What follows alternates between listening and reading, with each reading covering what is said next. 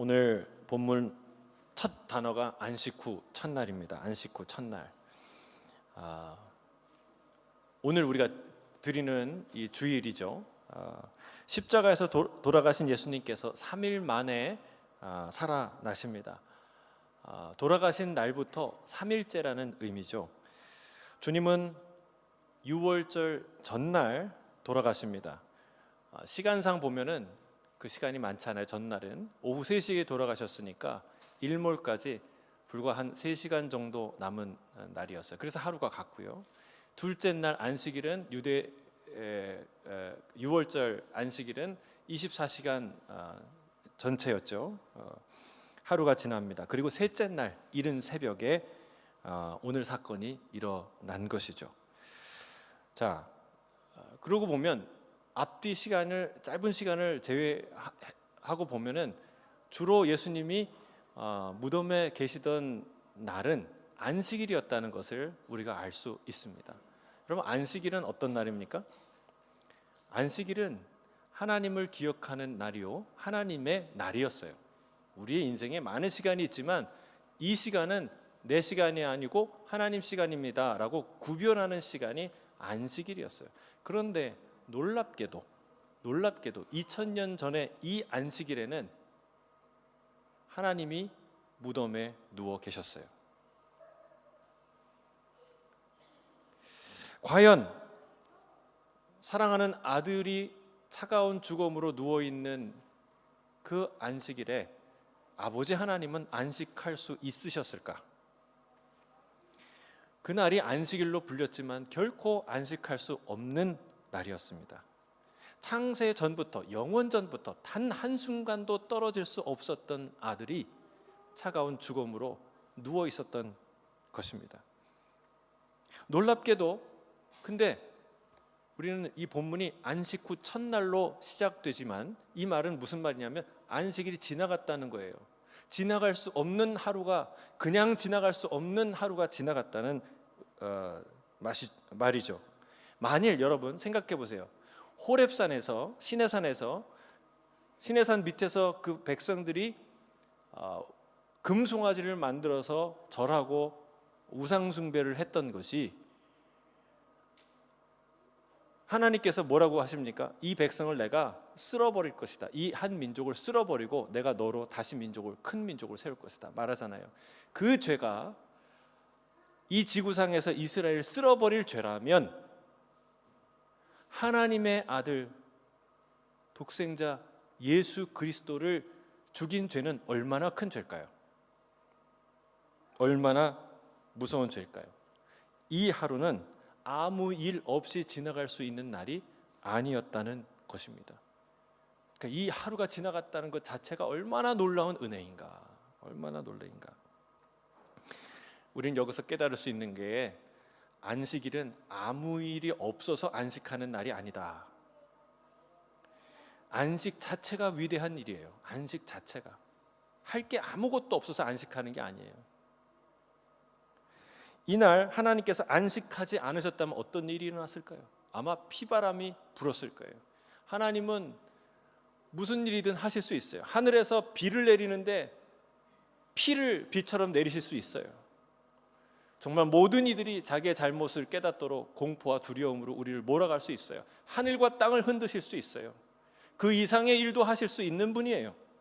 그런데 하나님은 아무것도 하지 않으십니다. 온전히 안식하십니다. 예수님도 무덤에서 안식하셨습니다. 우리는 여기서 놀라운 하나님의 인내를 목격하게 됩니다. 여러분, 새끼를 잃은 어미곰의 그 분노가 공포스럽다면 아들을 가장 잔혹한 방법으로 잃으신 성부 하나님, 창조주 하나님, 심판주이시며 만주의 주, 만왕의 왕이신 하나님의 분노는 얼마나 큰 것이겠습니까? 근데 아무 일 없이 지나간 거예요. 여러분, 우리가 꼭 기억해야 돼요. 내 인생에 아무 일 없이 지나간 그 시간이 진짜 아무 일 없이 지나간 것이 아니라는 것을 알아야 돼요. 중요한 일들이 있었지만 그분이 인내하심으로, 그분이 말하지 아니하심으로, 그분이 큰 자비하심으로 그냥 지나간 하루라는 사실. 하나님이, 여러분, 이거는 하나님만 할 수 있는 능력이에요. 하나님만 그 온전히 자신의 모든 능력이 있지만 그 능력을 쓰지 않는 위대한 절제의 능력을 발휘하실 수 있는 분이 하나님이라는 거예요. 여러분, 진짜 능력은 하고 싶은 것을 할 수 있는 게 진짜 능력이 아니라, 정말 하고 싶지만, 해야겠다고 생각이 들지만 그러나 하지 않을 수 있는 능력이 진짜 능력입니다. 하나님만 이 일을 하실 수 있어요. 근데 여러분, 하나님이 도대체 무엇을 참고 계십니까? 무엇 때문에 참고 계십니까? 하나님을 미워하는 우리의 마음을 참고 계신다는 거예요. 여러분, 우리는 착각해요. 죄인인 우리를 하나님이 미워하시지 우리는 하나님 미워하지 않아. 근데 여러분, 성경을 보시면 알겠지만, 여러분 자신을 가만 보면 아시겠지만 성령이 그걸 깨닫게 하시는데, 성경이 우리를 또 깨닫게 하시는데, 여러분 사실 진짜 미워하는 건 우리예요. 하나님을 미워해요. 싫어해요. 좋아하지 않아요. 얼마큼 싫어할까요? 그분이 이 땅에 오셨는데 그분을 십자가에 매달아 죽일 만큼 미워한다는 거예요. 싫어한다는 거예요. 왜요? 우린 죄를 사랑하니까, 어둠을 사랑했기 때문에 그렇습니다. 그러나 하나님은 하나님 자신을 그토록 싫어하는 바로 그들을 살리기 위해서 이 모든 것을 참으십니다. 하나님과 원수되었던 그 모든 이들을 살리기 위해 참으시는 거예요. 이 인내가 비로소 안식 후 첫날을 우리 모두가 맞이할 수 있는 은혜인 것이죠. 하나님이 그걸 참으셨기에 우리가 그날을, 안식 후 첫날 그날을 맞았고 우리가 지금 이 날을 맞고 있는 줄로 믿습니다. 또한 하나님께서 참으신 하나의 또 다른 이유가 있는데, 엄청난 사건 하나를 이루시기 위해 참으셨습니다. 그것이 바로 예수 그리스도의 부활 사건이에요. 부활 사건. 여러분, 인류는 불로장생, 영생불사를 향해 정말 몸부림을 칩니다. 여러분, 진시황만 영원히 살고 싶었을까요? 우린 뭐 나이 들면 죽는 거지. 여러분, 다 말은 그렇게 하지만 할 수 없어서 그렇게 말하는 것이지, 모든 인류가 정말 왜 우리가 연구하고, 왜 좋은 음식을 먹고, 왜 좋은 화장품을 바르고, 여러분 왜 의학이 발달하고 합니까? 우리가 추구하는 것은 뭐예요? 불로장생, 영생불사예요. 그러나 여러분, 예외 없이 모든 인간들의 종착지는 어디입니까? 무덤이라는 것이죠. 죽음이라는 거예요. 그러니까 이 부활 사건이라는 것은 우리가 직면하고 피할 수 없는, 모든 사람이 가야 되는 이 사망에 대한 사망 선고가 부활입니다. 얼마나 놀라운 사건이에요. 얼마나 대단한 사건이에요. 사망이 사망했다는 이 소식을 모든 인류가 얼마나 기다렸습니까? 얼마나 많은 사람들이 기뻐할 만한 소식입니까? 근데 이 이야기가 보통 놀라운 소식이 아니기 때문에 잘 안 믿겨져요. 그때도 그랬고 지금도 그렇습니다. 많은 사람들이 믿을 수가 없어요. 믿겨지지가 않아요. 하나님이 그런 이유 때문에 뭐를 남기셨냐? 증거를 남기셨어요. 증인과 증거를 남기셨어요.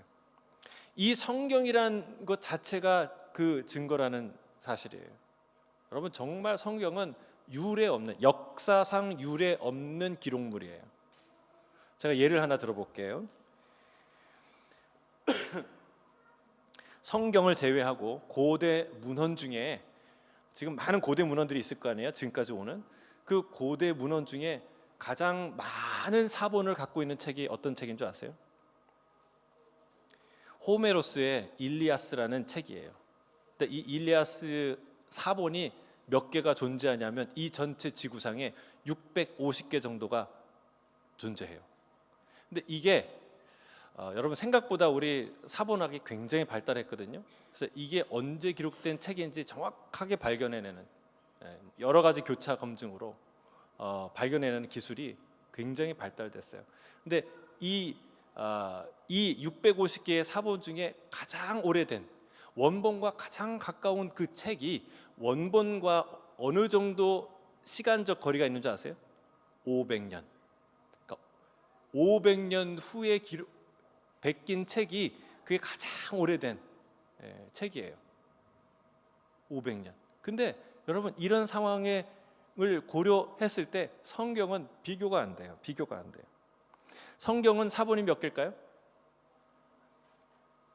헬라어, 그다음에 라틴어, 그리고 기타 언어로 기록된 수많은, 아랍어도 있고 수많은 사본이 있는데 그 사본이 무려 25,000개. 비교가 됩니까? 25,000개. 상상해 보세요. 25,000개. 그리고 그 정확도가 무려 99%에 이릅니다. 그 서로 사본 간의 정확도가 99%에 이르러요. 다른 사본 650개 분석하면, 일리아스를 분석하면 그렇지 않아요. 어떤 거는 넣었다가 어떤 거는 뺐다가 지 마음대로 쓰는 게 얼마나 많은지 몰라요. 근데 이 성경이라는 기록은 정확도가 99%. 그리고 원본과의 거리는 무려 25년에서 150년 정도예요. 그러니까 원본 자체는 아니지만 원본과 가장 근접한. 그리고 이 기록 자체가 당대의 고대에는 역사를 어떻게 썼냐면 그 사건이 일어나고 한 100여 년 정도 지나서 그 역사에 대한 평가가 이루어진 이후에 기록됐어요. 대부분이. 그런데 이 예수 그리스도의 사건은 예수님이 돌아가신 사후에 불과 20년에서 60년 사이에, 그러니까 그 예수님과 함께 했던 목격자들, 그 목격자들이 썼고 그 목격자들이 살아있는 시대에 쓴 거예요. 그러니까 다른 역사서는요, 그걸 써서 내봤자 그때 살아서 그 사건을 경험한 사람이 하나도 없어요. 근데 이 신약 성경은 그 글을 출판한 그 내용을 읽는 사람들이 다 그 현장에 있었던 사람이에요. 거짓말을 할 수가 없는 거예요. 나 거기 없는데, 예수님이 이렇게 말씀 안 하셨는데 하면은 이거는 신뢰도가 떨어지는 그런 책이 되는 거예요. 제가 얘기하는, 하나님이 그 현장을, 그때 인쇄술이 지금처럼 발달되지 않았을 때에 그 현장을 고스란히, 그 생생함을 고스란히 전달하기 위해서 얼마나 놀라운 일을 행하셨냐라는 것을 아셔야 되는 거예요. 이 성경 자체만큼 신뢰도가 높은 고고학적 기록물은 존재하지 않는다. 안 믿어지시죠? 제가 그래서 이 사본학을 신학교에도 공부하고 성경을 가르칠 때 공부했는데, 이 설교를 준비하면서 챗GPT하고 또 이렇게 오랫동안 물어봤어요. 얘기하고 약간 챗GPT가 처음엔 약간 부정적으로 얘기를 해요. 시큰둥하게 얘기해요. 그건 기독교 내부의 기록을 제외하면 별로 없습니다. 이런 식으로 얘기를 하는 거예요. 그래서 제가 여러 얘기를 하는데 이 얘기가 정확한데, 자, 그 챗GPT의 결론이 이 얘기예요. 이처럼 빠르고 광범위한 기록은 고대 역사에서 유래를 찾아볼 수 없는 기록입니다. 이게 제 얘기가 아니라 챗GPT의 결론이에요. 여러분, 우리의 믿음은 이유 없이 믿는 믿음도 증거 없이 믿는 믿음도 아닙니다. 믿음은 우리가 믿고 싶은 걸 믿는 게 아니라 믿어야 하는 것을 믿는 거예요. 믿음은 사실을 바탕으로 해야 합니다. 믿음은 그 믿음의 세기, 강도보다 중요한 게 뭐냐면 내용이에요. 무엇을 믿느냐가 중요합니다.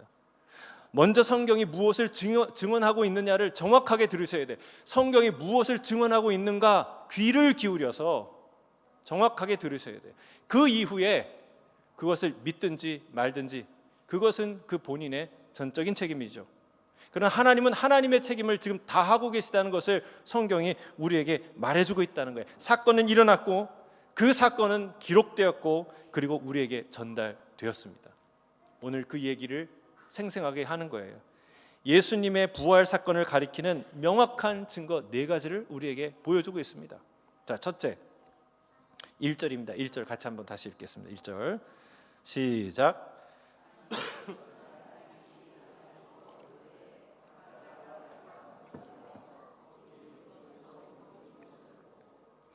자, 부활의 첫 목격자가, 증언자가 누구입니까? 여자예요. 막달라 마리아, 여자. 4개의 복음서가 동일하게 말하고 있는 디테일은 잠깐 조금씩 다르지만 동일하게 나오는 사실은 증언자들이 여인이었다는 거예요. 여인. 참, 뭐가 이게 중요하냐? 근데 이게 참 중요해요. 이 부활의 이야기를 처음 듣는 분들은 아니 이 증언 자체가 얼마든지 조작될 수 있지 않느냐 라고 질문할 수 있어요.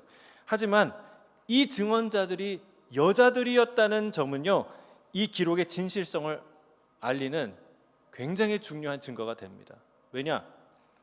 당시 여인들의 증언은 법적 효력을 지닐 수가 없었어요.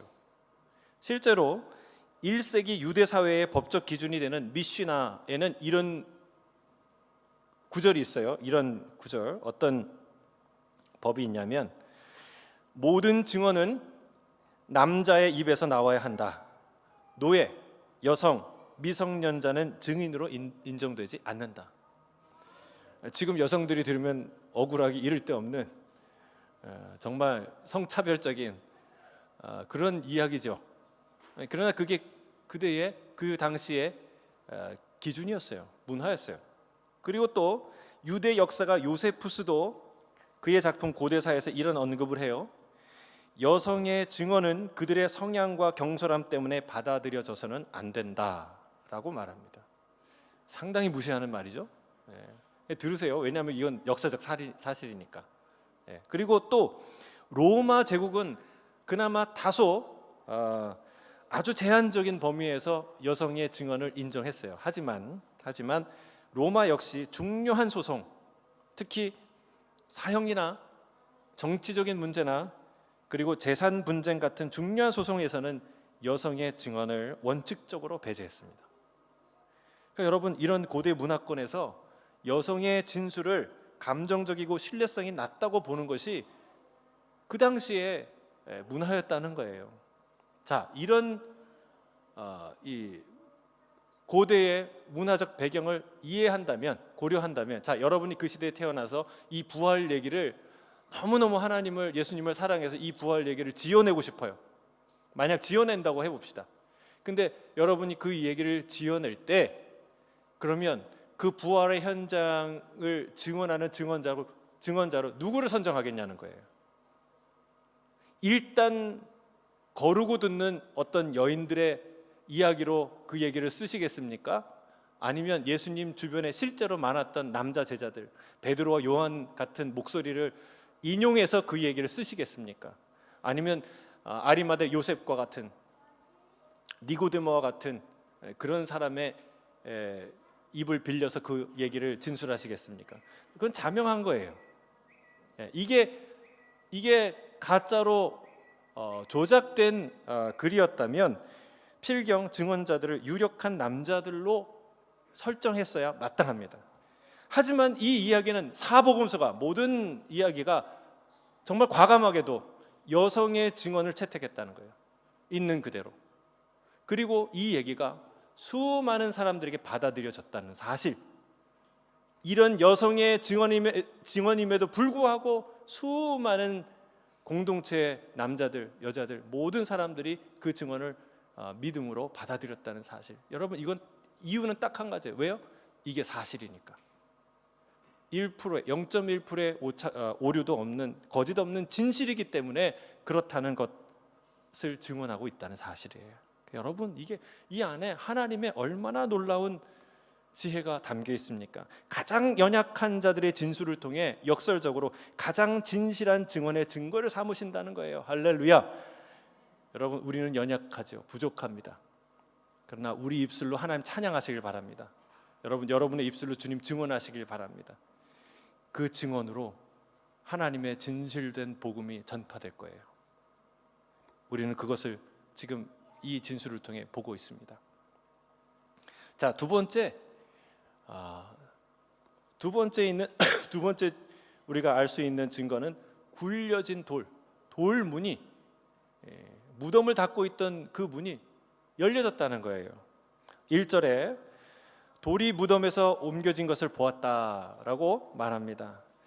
여러분, 예수님이 장사 지냈던 무덤은 그 바위를 돌로 파서 굴처럼 만든 무덤이었어요. 그래서 그 무덤은 둥그런 돌 문을 만들어서 그것으로 굴려서 닫았는데, 돌문이 쉽게 닫히긴 하지만 쉽게 열 수 없도록 돌문이 굴러가는 그 틈에, 그 홈에 경사를 준 거예요. 그러니까 닫을 때는 쉽게 닫을 수 있는데 열 때는 쉽게 열 수 없는, 장정 몇 사람이 힘을 합치지 않고는 열 수 없는 구조로 되어 있었던 거예요. 그래서 다른 복음서에 보면 여인들이 무덤에 갈 때 무슨 고민을 했습니까? 안식 후 첫날 가는데 야, 우리 주님을 보고 이거 장례 절차를 마쳐야 되는데 누가 우리를 위해서 돌문을 열어줄까, 이런 고민을 하면서 가는 것을 우리가 보게 됩니다. 근데 실은 그보다 더 심각한 문제가 있었어요. 왜냐하면 그 문은 굳게 봉인되고 지켜졌기 때문에 그렇습니다. 아마도 여인들은 예수님께서 무덤에 장사되는 것까지만 목격하고 안식일 후에 벌어진 일을 몰랐던 것 같아요. 마태복음의 증언에 의하면 대제사장과 바리새인들이 빌라도를 찾아갔어요. 그리고 이렇게 말하는 거예요. 예수가 살아 생전에 내가 죽으면 사흘 후에 다시 살아날 것이다 라는 말을 했다는 것을 우리가 들었다. 그의 제자들이 그의 시체를 도둑질해 간다면, 그리고 부활했다고 주장한다면 이 사태는 전보다 심각한 사태가 될 것이다. 무덤을 지켜달라 부탁을 했어요. 그러니까 빌라도가 듣더니 그래, 경비병을 데리고 가서 지켜라, 굳게 힘써 지켜라. 그래서 그들이 로마 경비병과 함께 가서 그 문을 지키게 됩니다. 봉인하고 지키게 됩니다. 여인들이 물리적으로 힘으로 열 수 없을 뿐만이 아니라 누구도 그 무덤에 접근할 수 없도록 병사들이 지키고 있었던 상황이라는 거예요. 그래서 문이 열릴 수 있을까요? 아니요, 열 수 없었던 상황이에요. 그런데 여인들의 눈에 들어온 그 예수님의 무덤의 첫 광경은 무엇인가? 돌문이 활짝 열렸다는 거예요. 누구도 열 수 없는 굳게 닫혔던 문이 활짝 열렸다는 사실입니다.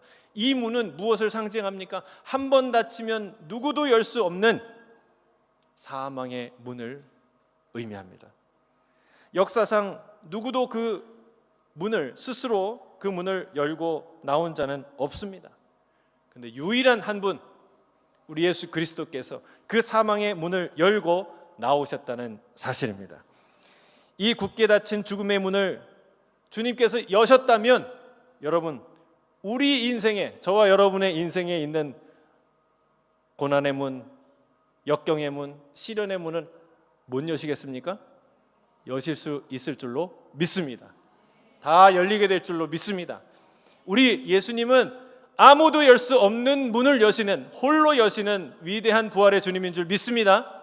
아멘. 문이 열렸어요. 사망의 문이. 자, 세 번째는요, 2절입니다. 2절 같이 읽겠습니다. 2절 시작.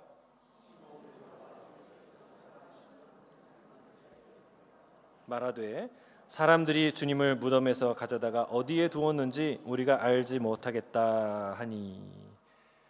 그러니까 시체가 없다는 거예요. 들어가 보니까, 문이 열려서 들어가 보니까 뭐가 없어요?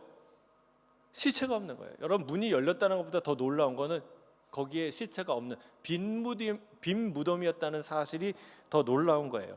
자, 여러분, 예수님은 공개적으로 돌아가셨어요. 십자가형으로 사람들이 다 보는 앞에서. 그리고 그의 죽음은 로마 군 병사들로부터 확인되었습니다. 그리고 그의 시신은 은밀하게 처리되지 않았습니다. 적어도 신뢰할 만한 두 사람의 인물이 나오는데 아리마대 요셉과 니고데모예요. 여인들도 그 자리에 있었지만 굳이 이름을 언급할 필요조차 없어요. 왜냐하면 그 두 사람이 그 당대의 최고의 권위와 명예를 자랑하는 사내들인 공의 공의원이기 때문에 그들의 증언으로 모든 것이 끝나는 거예요. 여러분, 그리고 그 문은 굳게 닫혔고 봉인되었고 로마의 경비병들이 아무도 근접하지 못하게 지키고 있었다는 사실입니다. 그런데 성경은 갑자기 이런 장면을 보여주는 거예요. 무덤이 열렸고 그리고 그 안에 무덤은 비어 있어요. 이 사복음서가 공이 조금씩 표현의 차이는 있지만 한 목소리로 증언하고 있는 게 뭐냐면 예수님이 장사된 바로 그 무덤이 비어 있었다는 거예요. 여러분, 이것이 인간이 부활을 목격한 예수님의 부활 사건을 인지한 첫 장면이라는 사실이 중요합니다. 마치 폭탄이 터진 현장을 발견한 것과 같은 거예요. 가다 보니까 엄청나게 큰 웅덩이가 파져 있는데 이건 사람이 판 것 같지가 않아요. 주변을 보니까 이 웅덩이를 중심으로 해갖고 사방 주변의 구조물들이 다 부서지고 무너졌어요. 타담한 나무 조각이 있고 검게 그을린 벽이 있고 무너진 벽에서 튀어나온 철근 조각들이 보이는 거예요. 폭발 순간은 아무도 보지 못했지만 분명 무엇인가 상상할 수 없는 강력한 폭발이 여기서 일어났구나라는 것을 직감하게 하는 현장이에요. 그래서 이 여인들이 깜짝 놀랍니다. 무슨 일이 일어나긴 일어나는데 우리가 감당할 수 없는 일이에요. 그래서 곧바로 튀어갑니다. 본능적으로 튀어갑니다. 다른 제자들을 향해 가갖고 이 일을 말합니다. 베드로와 요한이 함께 달려와서 직접 보고서에 그들의 말을 믿을 수가 있었습니다. 여러분, 요한은 그날의 현장감을 살리기 위해서 과감한 생략과 집중, 디테일한 묘사를 하고 있습니다. 뭘 생략했냐? 여러분, 다른 복음서에서는 여러 여인들이 등장하는데 여기는 딱 한 여인만 등장해요. 누구? 막달라 마리아. 그 여인들이 없었다는 얘기가 아니에요. 뒤에 보면은 2절에 보면은 우리가 알지 못합니다라고 우리라는 말을 쓴다는 것은 함께했던 사람들이 있었다는 걸 말하죠. 그러나 여러분, 이 막달라 마리아의 행동과 말에 주목하도록 과감하게 집중한다는 거예요. 그 목소리가 선명하게 들릴 수 있도록. 또 다른 부분은 굉장히 디테일하게 설명하고 있어요. 예를 들면 두 사람이 달리기 했던 것. 베드로와 요한이 직접 달려가는 그 장면은 너무나 생생하게 묘사하고 있습니다. 마치 경주를 하듯이 앞서거니 뒤서거니 달려갔다는 거예요. 근데 누가 먼저 도착해요? 좀 더 젊었던 건강했던 요한이 먼저 도착합니다. 근데 거기에 못 들어가요. 차마 못 들어가고 문 앞에 있어요. 근데 뒤에 막 달려왔던 베드로가 요한을 제끼고 그리고 쑥 불쑥 들어가는 이 현장이 얼마나 이 현재처럼 생생한지 묘사하고 있는 거예요. 여러분, 빈 무덤이 비었다. 이것이 부활의 증거이자 메시지입니다. 여러분, 무덤은 어떤 곳입니까? 무덤은 어떤 곳이에요? 뭐가 있는 곳이에요? 시체가 있는 곳이에요. 절망이 가득한 공간입니다. 생명과 희망이 자취를 감춘 곳입니다. 눈물과 슬픔이 있는 곳이요, 어둠으로 가득한 곳이요, 시체가 썩어가는 곳입니다. 그래서 죽음의 향기가 가득한 곳입니다. 아무리 비싼 향유를 사용해도 그 부패를 막을 길이 없고 죽음의 향기를 지울 수 없는 곳이 무덤입니다. 죽음이 왕노릇하는 곳이요, 모든 인간의 종착지가 바로 무덤입니다. 근데 그 무덤이 비었다는 거예요. 깨끗이 비었다는 거예요. 죽음의 냄새가 사라졌어요. 시체도 사라졌어요. 시체가 사라지고 죽음의 향기도 사라지고 눈물과 슬픔도 사라지고 절망과 좌절도 사라지고 사망의 그림자가 자취를 감추게 된 것입니다. 할렐루야. 여러분, 이 놀라운 사건이 일어난 것이죠. 우리의 슬픔도 우리의 사망도 부활의 능력으로 사라질 줄로 믿습니다. 아멘. 마지막으로 네 번째, 자 6절 7절 같이 읽겠습니다. 6절 7절 시작. 무덤에 들어가 보니 세마포가 놓였고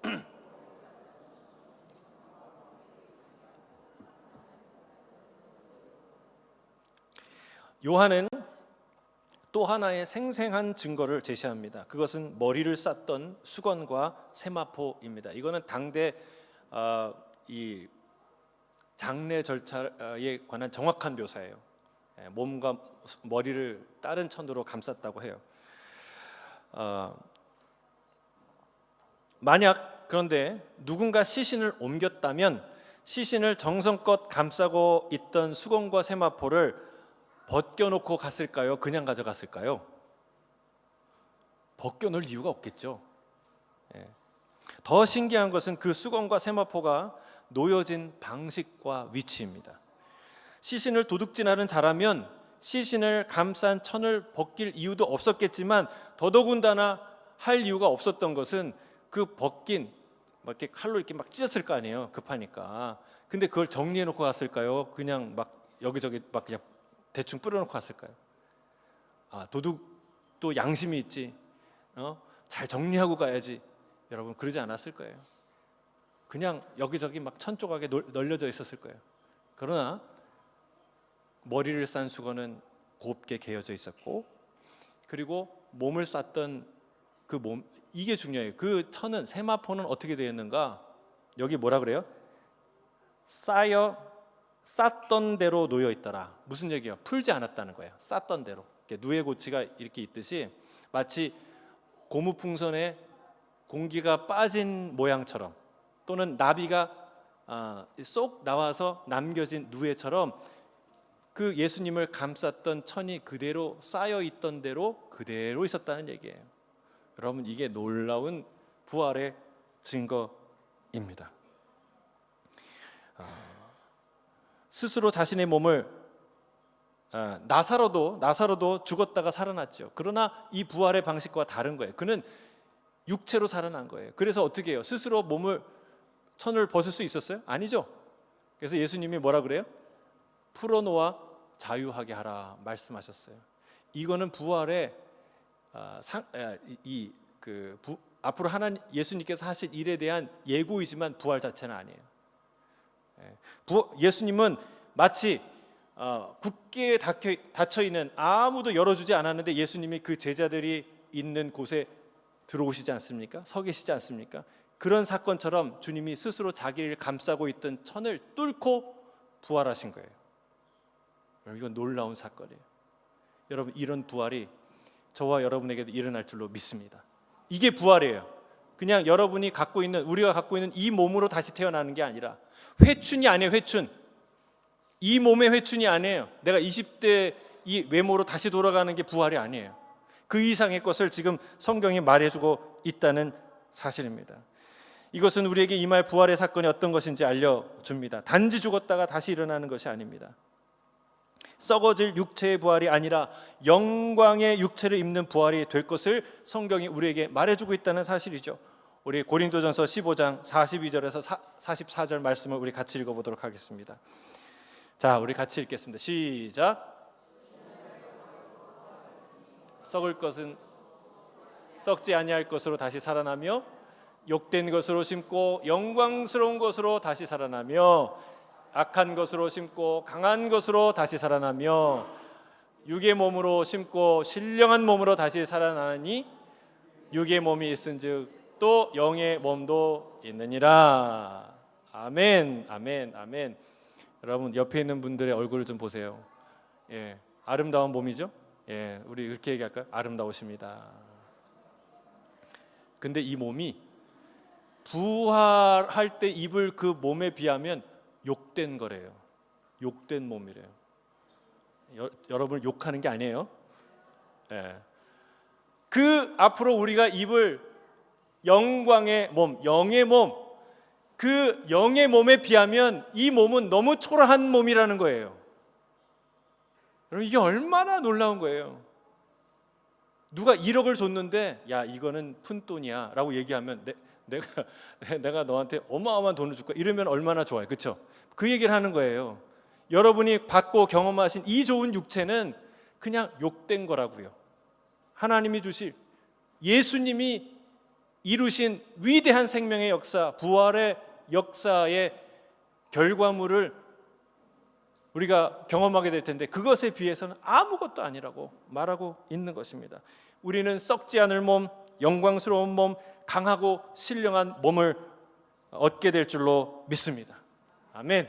말씀을 정리합니다. 여러분, 안식 후 첫날 우리 주님이 죽음을 이기시고 부활하신 이날에 부활의 첫 열매 되신 예수 그리스도를 찬양합니다. 이 승리는 주님이 이루셨지만 우리 모두가 누리는 승리가 될 줄로 믿습니다. 이 부활의 소망으로 죽기를 두려워하는 모든 연약함을 이기고 승리하는 부활의 능력의 주님의 자녀들이 되시기를, 저와 여러분 되시기를 주의 이름으로 축복합니다. 아멘. 기도하겠습니다. 사랑하는 주님,